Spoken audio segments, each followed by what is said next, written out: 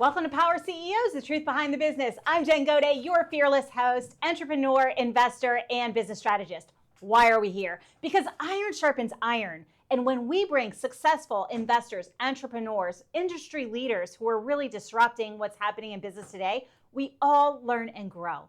As a result, our businesses grow. And the ripple effect impacts not only ourselves and our teams and their families, but also our communities in our world. You guys are in for a treat today because we are going to go behind the scenes of business and into some of the realities that every entrepreneur eventually faces. How do you actually connect opportunity to capital? Not theoretically, operationally. Because the best deal makers are not just selling deals, they're reducing uncertainty. They understand trust, timing, positioning, psychology, and the operational clarity that makes investors sit up and pay attention. My guest today is Alex Buriak, founder of Iron Rock Consulting and senior managing partner at AI Agency Group. Alex is a former chiropractor, but he has turned operator, lender, consultant, and AI implementation strategist. His background spans healthcare, private lending, real estate, capital advisory, AI infrastructure, and system design, which gives him this really unique lens on how companies can become more fundable, scalable, and operationally clear. Alex, welcome to the show. Thank you so much for having me. I'm really excited about having this conversation. Y'all, Alex and I have talked quite a bit offline. And so as I begin, I want everybody watching to sort of think about the opportunity you're trying to grow right now. Are you just trying to grow? Are you thinking about an exit? Are you thinking about just pitching what you're doing? Have you built enough clarity and trust and repeatability for anybody who's got money to invest in you? And so, Alex, I want to start with your journey because you started as an operator in the medical field. Yes. And that clinical practice, the operations, all the things that go with that arena, now you've turned into this deal maker. So kind of walk me through briefly, what did that look like? And when did you decide, I want to do this now? Okay. Well, what I did, I started off in healthcare and medicine because I really, really loved helping people. So as I went through and I created the PA School of Pitt, and I decided to continue on medicine, becoming a chiropractor, started having success with that. But what I noticed was I needed to run my own place. I didn't have the ability to actually start a business with a business loan. So I started teaching myself real estate, distressed assets, and became one of the top producing hard money loan officers around. From there, I started doing strategies and things like that to try to scale that business, started running a company there, took them to the top they can go. I said, well, I really need to do this myself. So how I made the decision was I still wanted to help people.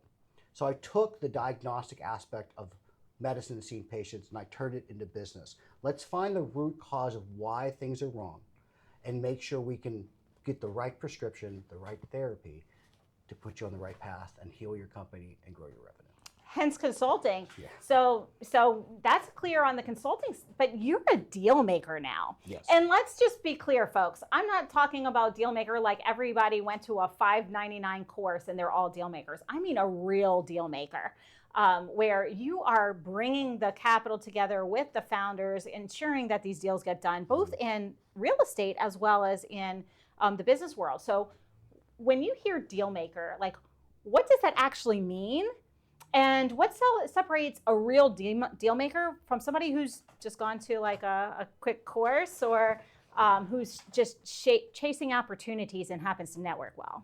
The true aspect is if you're going to be a real deal maker, you have to go to your client, to the business, to what is wrong, and have the fortitude enough to say, hey, listen, I know what you're trying to do, but let's get this back down to the very foundation of what's going on. Diagnose their issue, and then come up with a solution that doesn't just fix their issue, but makes them more profitable. You understand every aspect of what's going on between them, their business, and the capital structure you need. Because if you've ever done a deal, a lot of people will come to you and ask you for something. That's not quite what they need. Your job is to actually look at the issue, hear the person, and actually decide what's the right means to get them what they should have to be successful. So talk to me about this, because this is psychology. We were talking about psychology, and we're talking about sales. Yes. And on this show before, we've had a lot of capital before. We've had a lot of people who've had exits before. And one of the things that I've noticed in consulting is that they may be really great at sales of their product or their service, right? That's why they're at the position that maybe they're looking at an exit or an acquisition, or they're dealing in the capital side of things to begin with. But they haven't translated that when you're partnering with capital, that also is sales. Yes. So talk to me about particularly raising capital and getting that investor's interest. What does that sales psychology look like? How do we build trust in that arena? And how do we reduce uncertainty for the investor? Because let's be real, that's why people say no. Right. Well, especially when you're raising capital for somebody. One, look at your client, what they're trying to build. Then do some research on the actual people writing the check. All right.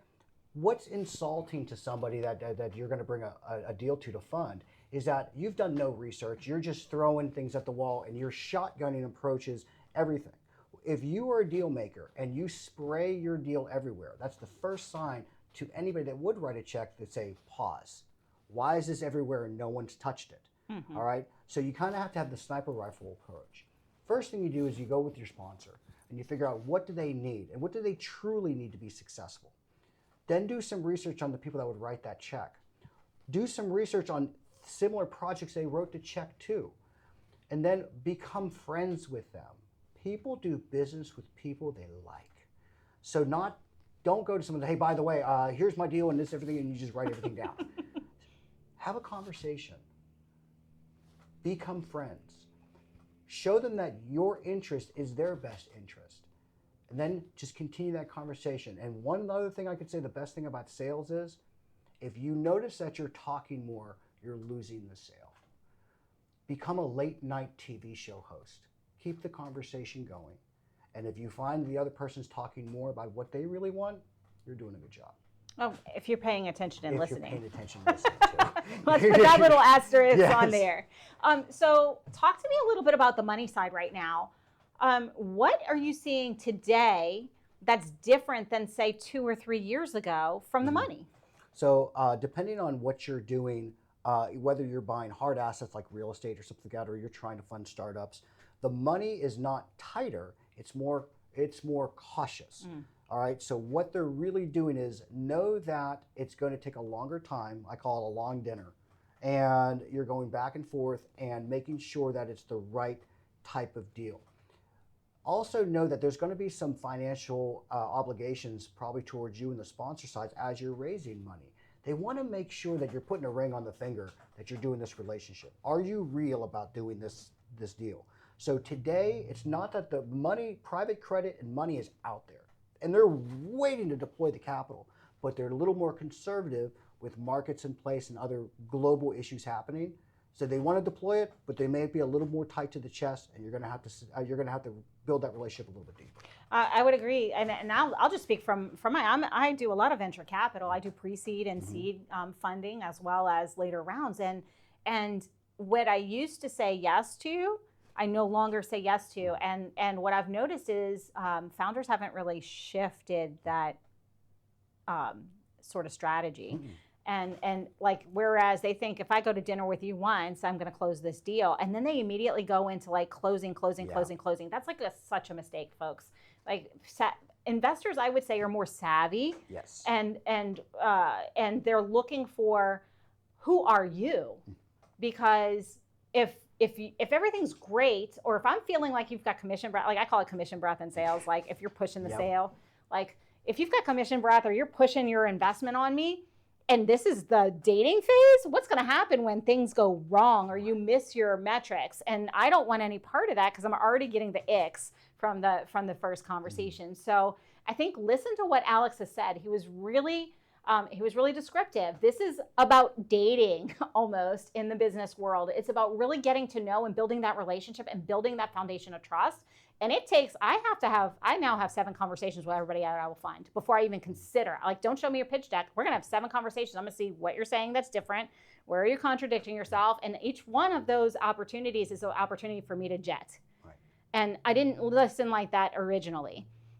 because we had better outcomes, or prior to AI. So the reality is you need to do your homework. You need to know. And the first thing that puts me off is when they send me a pitch. Yes. Stop. For the love of goodness, people, that doesn't work. People are not writing blank checks because you DM me your pitch deck. That's not what it is. So I just want to recap a little bit for everybody. What I'm hearing is the part of the conversation that we've had today is capital doesn't just want to follow your idea.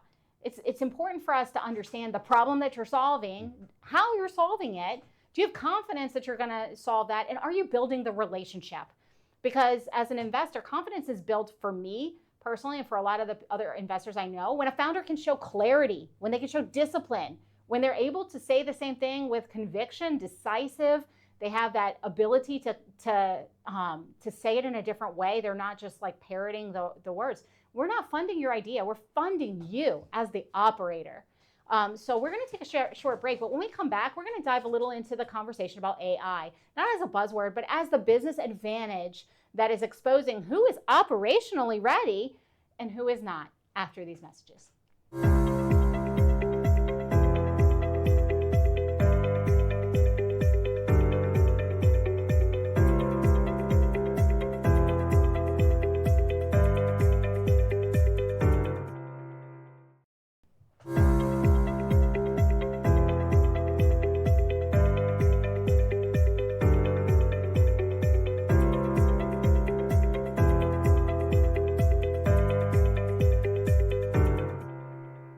Welcome back to Power CEOs, the truth behind the business. Stay connected to this show and all of your Now Media favorites live on demand anytime, anywhere by downloading the free Now Media TV app on Roku or iOS. Prefer podcasts? Me too. Catch the podcast version at www.nowmedia.tv. From business and news to lifestyle, culture, and beyond, we are here streaming around the clock, ready when you are. But now let's get back into our conversation today. I'm here with Alex Buriak. He's the founder of Iron Rock Consulting. And I now want to shift the conversation that every entrepreneur is feeling right now. And it's around AI. Yes, AI. Listen, AI is not a magic button. Everybody's talking about it, but very few companies are implementing it in a way that is meaningful and actually changing business outcomes. Some businesses are accelerating because they know where their friction points are. Others are frozen because they implement something, but AI reveals the weaknesses that they've basically been avoiding for years. Alex, you have worked deep inside companies. You've been in consulting. You've been a deal maker, matching what investors are looking for along with operators. And now you're working in AI, consulting and infrastructure. So how is it that you would like operators, entrepreneurs to think about AI not as a trend or the magic button, but as a tool for throughput, clarity, operational leverage? Okay. Well, the key thing with when you are in your company and you're using AI, all right, just like Jen said, it's not just a tool. It's not a magic button. It is the way to scale your thoughts and your operations with speed and clarity. Okay, so the first thing, no matter what you're doing, think about what causes a bottleneck in your company. All right, let's bring those systems in place. Let's refine those systems. Let's make sure that the AI is running what you would do it to perfection. So again, you can't just throw things in AI and expect this output to be your fix. You are the fix. You had the answer the whole time.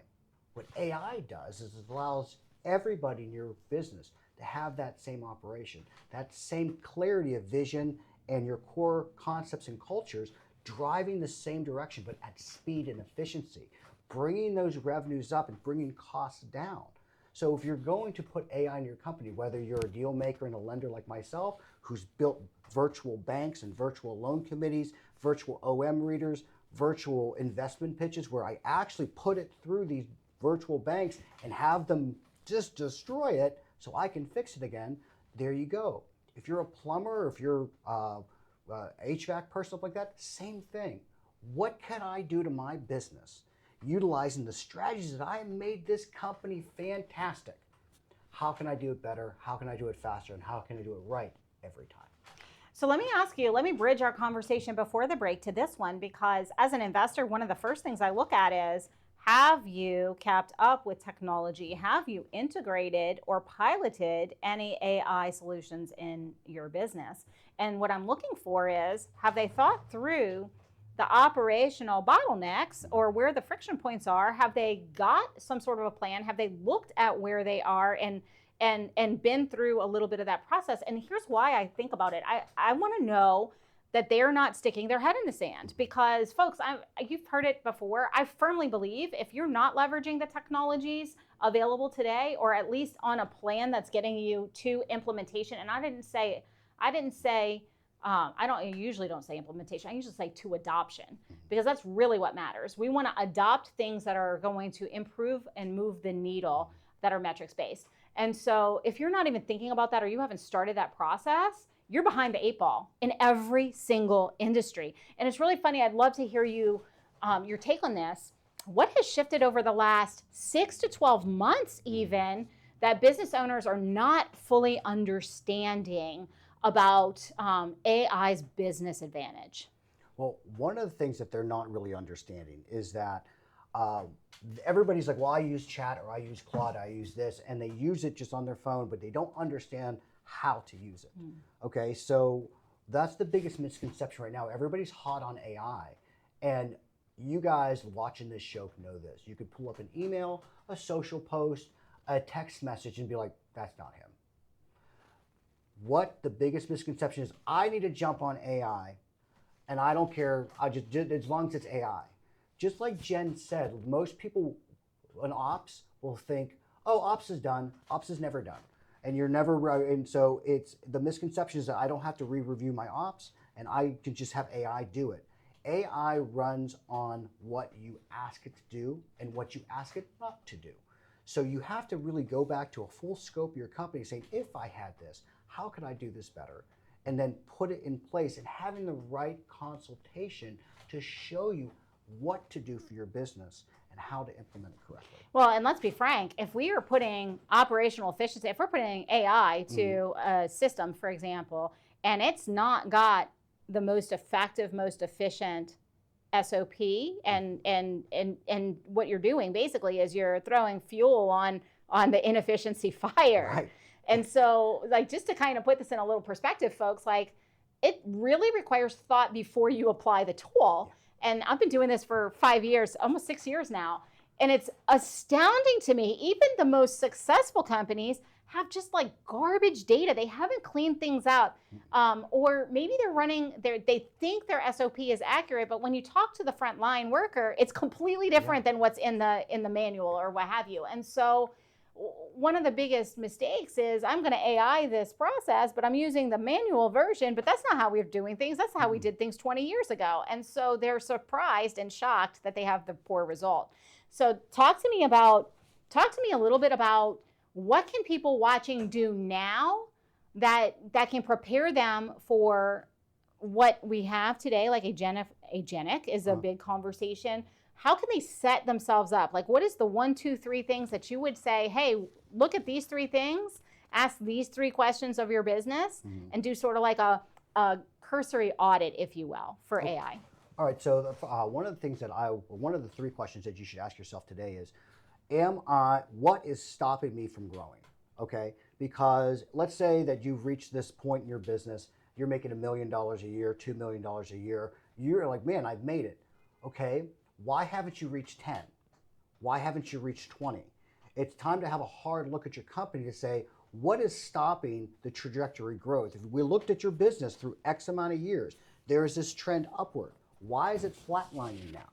Okay, so the first thing is, you always go back in your company and say, why are we not growing? There is no such thing as staying the same. You're either getting better or you're getting worse. All right, so the first thing we need to figure out is, what direction are we going and why? Okay, so that's the first thing you can take a look at your company. The second thing on what you can look with AI is actually start getting used to using it the right way. And this is what I mean by that. Dictate who it is, what you want it to do, what you want it to not do, and what type of outcome you want. And use it on information that you know clearly straight out, and see what outputs come in. You'll see what the errors come in at. You'll see how you need to communicate with it. Because if you AI out your company, you'll still have those processes too, and you'll have to refine how to use. And the third thing was one of the most important things Jen said, is go back to your employees. Go back to your front line of defense. How does the company really work? When you started it, it was just you, a notepad, and a truck. All right, now there's 15 people, 2 places, and remote workers. Go back to them and say, guys, all honestly, how does this ship sail? Okay, figure out what really makes things happen in today's market and what direction you should be going, and let's build it to make that ship sail even faster. I really like that you brought up the people, because one of the things we're seeing right now is in the AI failed integrations is that there was sabotage. And folks, some of your employees are afraid of this. They're afraid it's going to take your job away. But part of your role as a leader, and this is something that I've been on a soapbox for 6 years about, is AI is here to amplify you and to take away the stuff you don't want to do, so that you can get back to doing the things that really matter. It's not to replace you. It's really to amplify you so that you can create a better experience for your clients. Because in today's world, people do business with people they like, which Alex said in the first segment, but they also do business with companies that make them feel good. They want to feel like they had a great experience. They want to feel like they got great value for the money that they're spending, especially when we're economically tight, we look at that value more.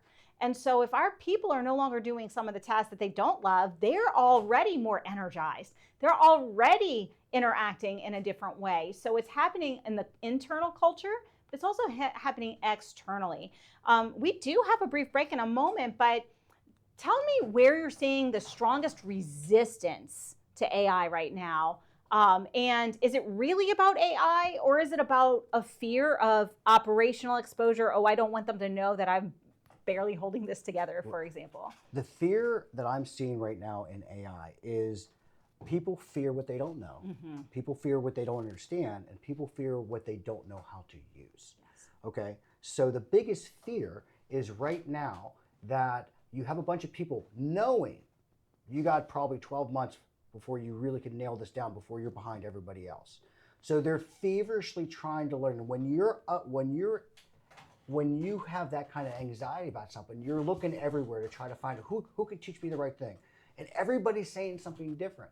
It's overwhelming. So that is what I'm seeing the biggest fear. And then you said it also, where people feel that AI is going to take your jobs. AI, think of this as our industrial revolution. This is supposed to make your job more efficient, easier. We live in an age now today, you have instant access to any knowledge you want. All you have to know how to do is wield that sword. So once you actually learn this, I think the fears will subside. That's what I'm seeing in the market today. Thank you for that. So folks, what's becoming evident, and we've talked about this before, but AI is not just a technology conversation. It really is a leadership conversation. It's forcing companies to look where work's slowing down, where the people are stuck, where decisions are delayed, and where growth is being held back by outdated systems. AI is not here to replace your business. It's here to expose it is exposing inefficient ones. We're going to take a short break, but when we return, we're going to get a little bit more tactical and break down what AI implementation actually is and why so many businesses are getting wrong and how to fix that after these messages.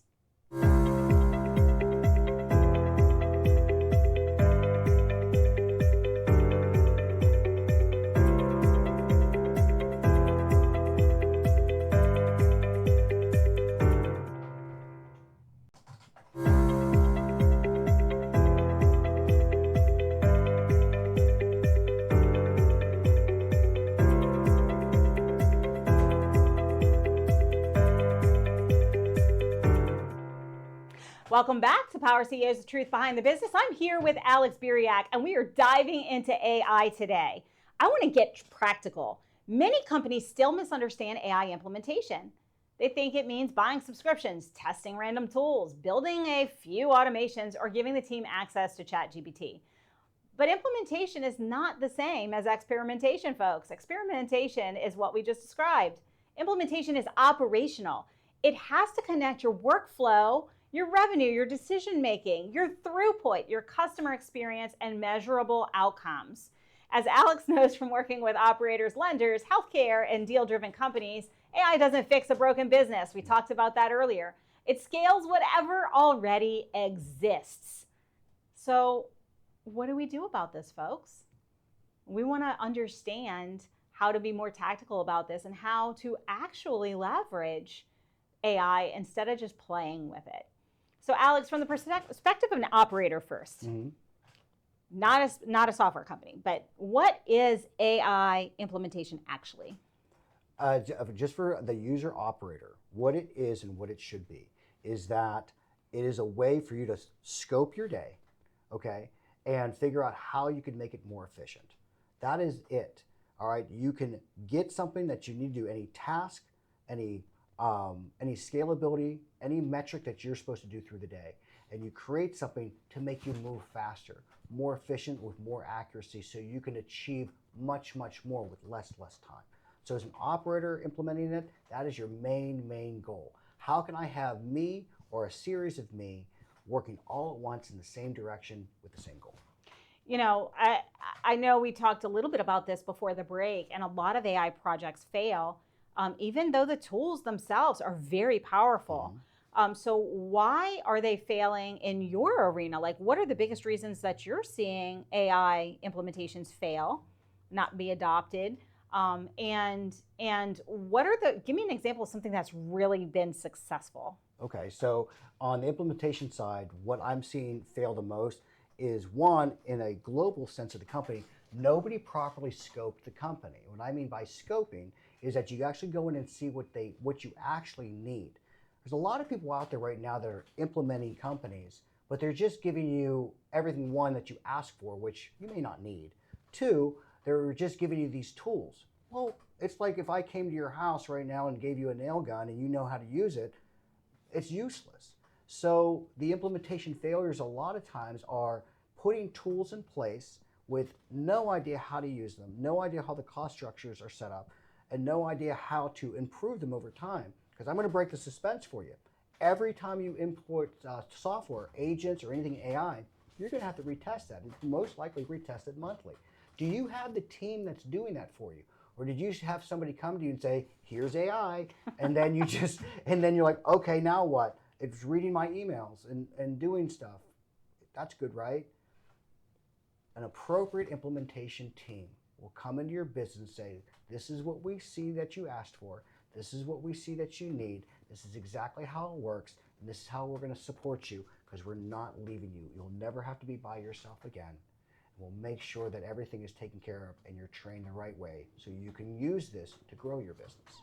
You know, I'm giggling over here a little bit because what I'm hearing a lot is, oh my goodness, my chatbot deleted my whole inbox. Yes, it or did. like I call it bots gone wrong. I don't know, bots gone wild. People are calling it the agents of chaos, but the reality is the reason agents of chaos happen is because they didn't really know the problem. They didn't have a very defined scope, and they didn't put what AI is not supposed to do into the planning. And before they even use the tool, you need to plan that and put those guardrails in place, because every place where it was happening after the fact, that's where you have your agents gone wild. Absolutely. So it's really interesting because you touched on that, and it's kind of been a theme throughout today's conversation. So I just want to really break that down super simple for you. Step number one, what are the bottlenecks in my business? And if I fix that bottleneck, what then breaks? Because if you put AI onto a process and all of a sudden the bottleneck down the road is going to break something else in your business, you have to understand what needs to happen further down the line as well. So what are the bottlenecks in your business? And don't just think about the one. Think about, if I fix that, what are the next three things I also need to fix so that throughput has a way to easily move through your business. And then what is every step in this process? What does this process currently cost in time and or money to run? Hello, metrics. How can we know if we have success if we don't know what it costs to begin with? So understand before you even think about the tools, what it is that you're going to fix, what the cost of your current system is, and what do you expect, or what does success look like? And more importantly than anything, and Alex has said it, and I have said it, and several other guests on the show have said it, what are we not going to let the AI do? That all has to happen before we choose a tool and before we do an integration. So I think that gets us kind of through the scope and the planning process. And then say we pilot something and lo and behold, we have good metrics. Do we just go hog wild and do everything else? Like, what's the next step? No. If you have good metrics on what you built, congratulations on that one thing. Then you have to then look at everything. Jen said something extremely important just now. You fixed one thing. That could have broken 4 other things, okay? Especially if you run into a company and you haven't changed your operations in a while. Now you're bringing AI in that's extremely fast and powerful. So as we get those good metrics, as something is working well, then we can create even better operations and better systems against that. So no, if you have the win, don't just put it in 5 and go. Now you took what you did to make that successful. Now let's do it again. Now let's do it again. And test, test, test. As more things come out and more iterations come out with different operating systems and all these things happen, we always have to make sure we test and verify and make sure those metrics stay the way they are or better. You know, and let's just bring into the conversation cost. So many times, because I do AI strategy and I'm a part of the people side of tech implementations a lot of times, and people plan for the project cost. One of the things I always talk about is, well, what does the maintenance of this look like on the other side? And they fail to plan for that, even though I bring it up. So talk to me a little bit about, okay, I've put this implementation in. What does it cost to maintain that? What is the time like that I have? Like, what does that really look like once the implementation is done? And what is the cost, the ongoing cost for that? Because folks, like, it's not one and done. AI, like, there's tokens, there's electric, like, there's a lot of costs that go into this. It's not just, oh, I just put a new Excel spreadsheet in my computer. Well, so some of the costs that you'll have to really think, well, first thing I always ask anybody before I even attempt to implement something, what have you prepared for your operational costs today to actually implement AI in your company? Because that tells me what we can do successfully for you. What are you planning monthly in costs to upload it? So think about this. If you want to simplify it a bit, think of it as a agent as almost like a virtual employee. That virtual employee has to be paid every month. You're paying it in its usage. How much money can you commit to this right now? As revenue goes up, how much could you commit later if it's working? So one thing, real thing that you have to really come to terms with is exactly what Jen said. This is not just like some sort of SaaS software where it's this monthly fee and everything's fine. Get a good team that builds things. Get a good budget for what this hire is going to be, because that's what we're really doing. You're hiring somebody. It just happens to be an AI implementation aspect of things. It's running everything for you.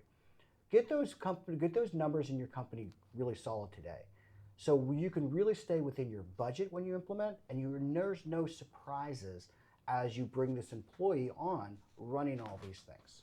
And ask the question of the vendor. Like, a lot of times what I'm finding is people are getting the project cost, like, oh, it's going to cost this to build this agent or this agent system into your business.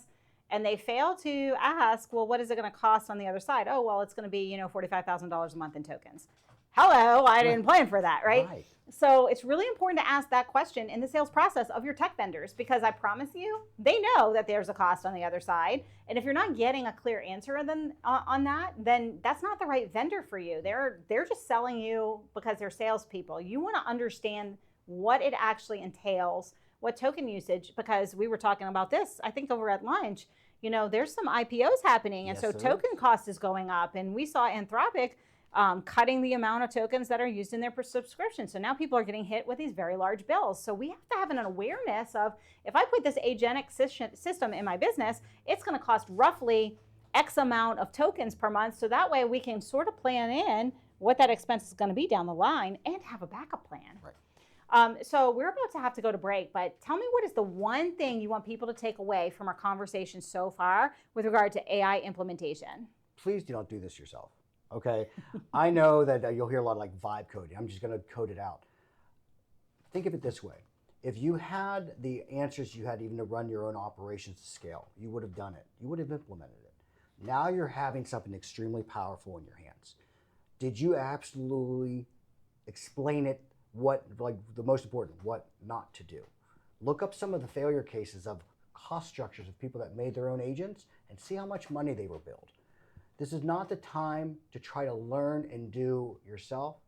It's time to get the right team behind you to make you successful rapidly, because the time you thought you had, you don't have it anymore. Definitely, that runway has come to a close. So the biggest takeaway I think here is that AI implementation has to begin with your business reality, not the hype, not what you hope it is, not fear, not software for the sake of software or AI for the sake of AI. This week, write down the top 3 repetitive tasks inside your company and ask, does this create revenue? Does this require human judgment? Or is this an operational drag? That's where you start your roadmap. AI is not going to fix your broken businesses. It's going to scale whatever exists already. We're about to take a break, but when we come back, we're going to dive into the next competitive edge. What happens when small business owners suddenly have executive level strategy available 24/7 after this?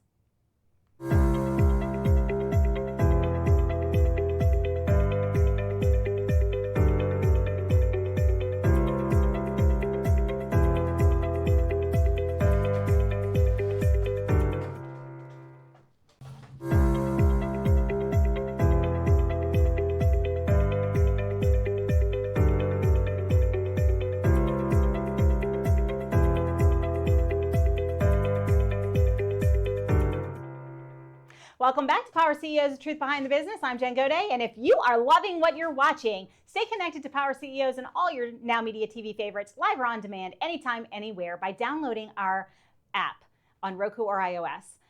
On the move, like podcasts better? Catch the podcast version at www.nowmedia.tv. From business and news to lifestyle, culture, and more, we are here streaming around the clock, ready when you are. Listen, folks, I am in this conversation with Alex Buriak. He's the founder of Iron Rock Consulting and also a senior managing partner of AI Agency Group. And I want to really focus on the shift that's happening in business right now. AI is democratizing strategic intelligence. For the first time in history, a small business owner can pressure test decisions, think through financial questions, examine operations, sharpen their marketing, improve sales workflows, and access strategic perspective in a way that used to require a full consulting team or expensive advisory work. So I want to turn this to you, Alex, and talk to me a little bit about what is it? What is this idea of having an executive boardroom in your pocket? What does that open up? Well, what it opens up is that what we did is we actually have a product that does this, core brain platform, and it's on JT1. And the reason why we came up with this is that let's say that you are a plumber, a restaurant owner. You know, you may have a great idea, a great product, a great service, but you don't have the money to hire a CEO, a CFO, a COO, a marketing department. You don't have the capabilities. You have the ideas, you have the drive, but you don't have the money to hire the right team to get you to the next level. We didn't like that.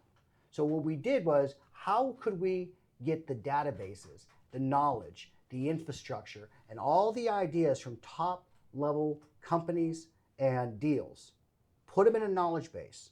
So even anybody, whether it was startup, scalability, or exit, you had at least the best C-suite team behind you, helping you execute, helping you make decisions, helping you grow, helping you challenge your decisions. It was time that everybody had what you could have at McKinsey or Deloitte or anything like that. It was time that anybody had the right team behind them to really scale and really execute.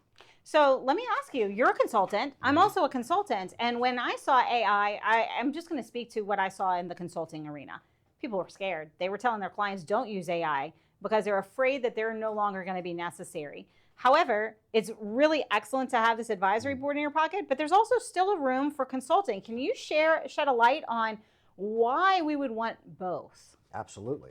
So for my coaches, consultants, and everybody out there today, AI is actually going to be your best friend for scalability and execution. And let me tell you why.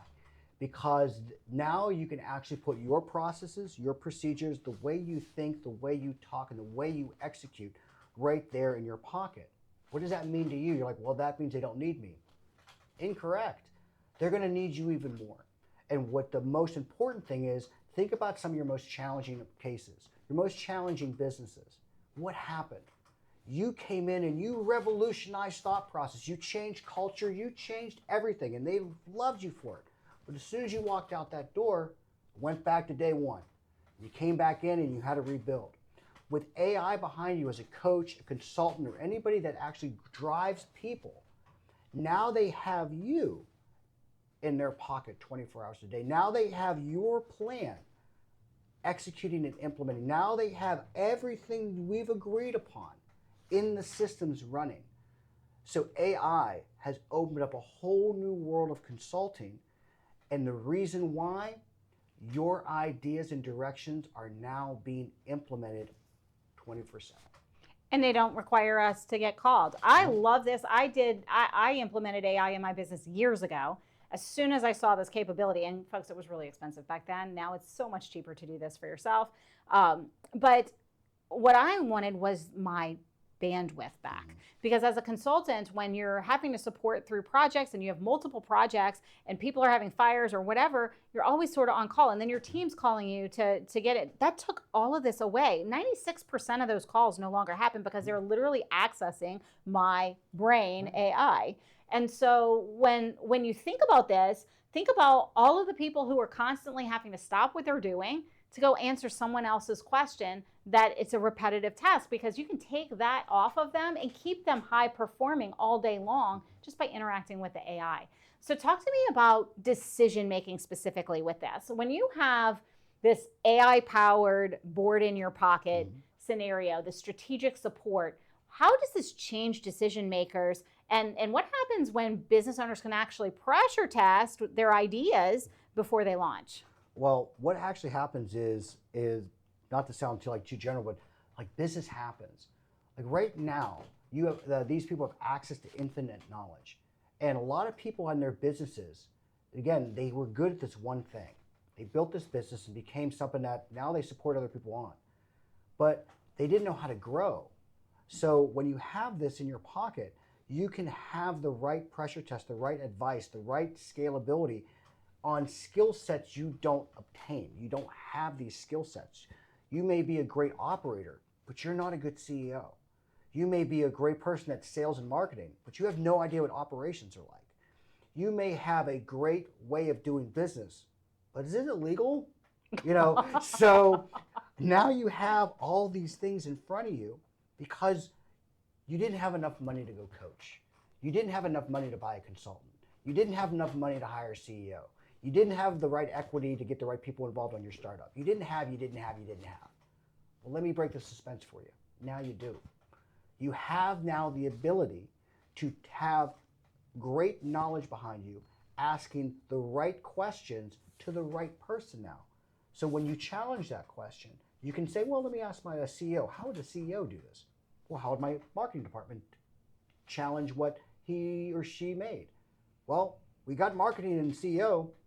How do we actually make it work? Call in ops.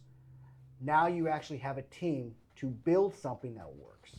And so what I immediately go to is almost 99% of small business owners specifically, they have no idea how to link their P&L, like their financials, to the levers to pull to actually get to the next level. Like, I'm going to just be frank. For years, the number one lever I pull is price.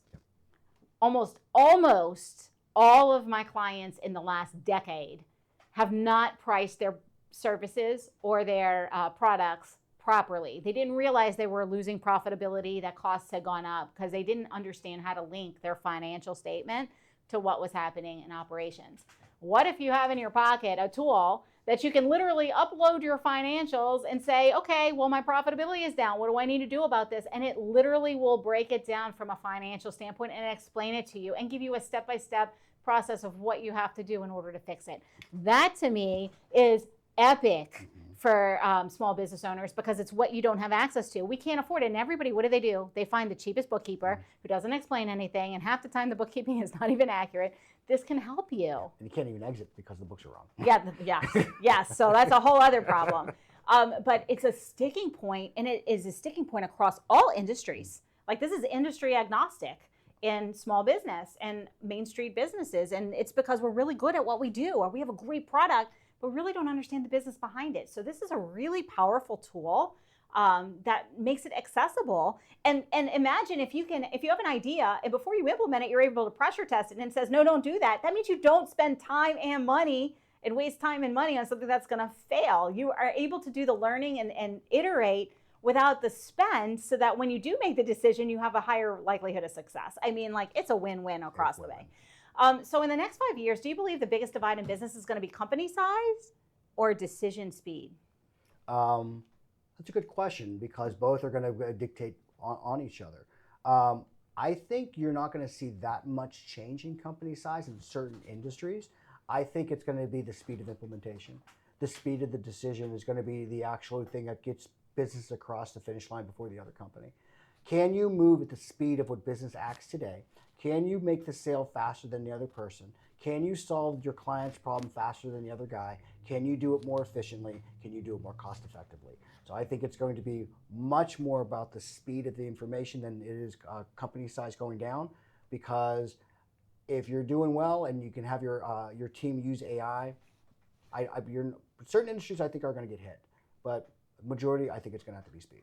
I agree with you. And so, Alex, this has been a really powerful conversation. Thank you for that. It's not just been about AI. It's been about leverage, intelligence, capital, and really the future of business itself. If the audience wants to learn more about AI consulting, AI implementation, core brain, or bring an executive level strategic advantage to their business, how can they reach out to you? You can go to www.ironrockconsulting.com. You can email me at alex@ironrockconsulting.com, and you can call our office at 832-584-0986. There's ways to schedule time with me. They're always Zooms, so I can see you and we can show each other things. So go to the website, book a time, give me a call, a text. Go to the website, send me an email, send me a carrier pigeon, whatever you need to do, and make sure you get what you need. Okay. And make sure you tell him that you found him on Power CEOs so that he knows how much you have educated from this conversation. That's always a plus for us. I want to thank you, Alex, for being here and sharing your practical look at deal making, at operational clarity, at AI implementation and decision speed and advantage. And for everyone watching, I want you to keep thinking beyond the tools and start thinking about your infrastructure. The companies that win are not going to just work harder. They're going to think better, decide faster, and build smarter systems around the opportunities in front of them.